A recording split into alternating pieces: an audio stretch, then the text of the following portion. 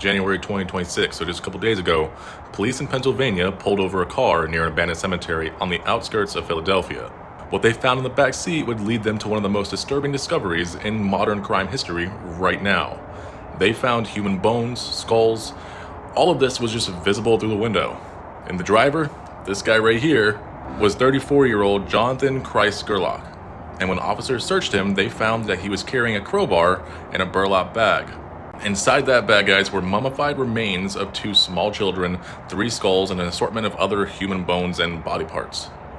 But this was just the beginning of the case that they were about to crack open. For months, investigators have been tracking a series of break-ins at the Mount Moriah Cemetery. This is a sprawling 160-acre landmark that's been largely abandoned since 1855. It's considered the largest abandoned burial ground in America, home to an estimated 150,000 graves, right? Since early November, someone had been systematically smashing open sealed vaults, the mausoleums, 26 of them so far. These were stone monuments that were destroyed, century-old burial chambers violated, all targeting the oldest burials. Surveillance of the area had flagged Gerlach's vehicle multiple times, and he'd been near Yaden repeatedly during the exact time frame of these burglaries. So when police arrested him that night and asked where he lived, they had no idea what they were about to walk into. So investigators searched Gerlach's home in Ephrata and his storage unit.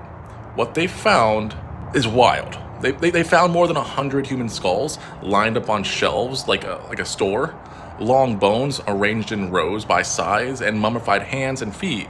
There were 2 decomposing torsos. Some remains were hanging from the ceiling, while others had been pieced back together like these macabre puzzles. Delaware County District Attorney Tanner Rose described the scene as they were in various states of some of them were hanging, some of them were pierced together, and some were just skulls on a shelf.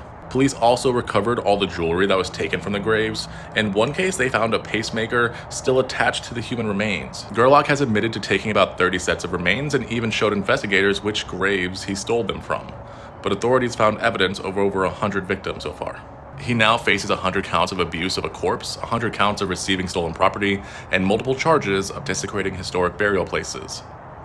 Given the enormity of what we're looking at and the sheer utter lack of reasonable explanation, it's difficult to say right now exactly what took place, the DA said on CNN. What was he doing with over 100 human skulls arranged in his basement? Why were some hanging and why were others pierced together? And for the families of the 150,000 people buried at Mount Moriah, many of whom haven't visited in years because the cemetery is abandoned, there's now a horrifying question. Is your loved one still in their grave? Or are they hanging in Jonathan Gerlach's basement?